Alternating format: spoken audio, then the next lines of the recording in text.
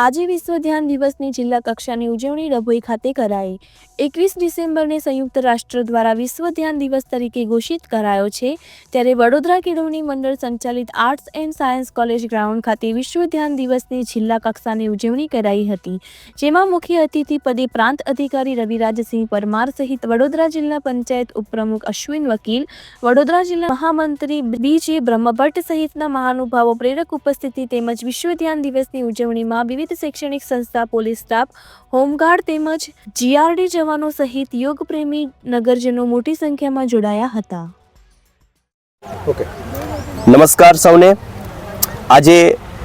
21 December 2024 વિશ્વ meditation દિવસ પ્રથમ આપણે ઉજવી રહ્યા છે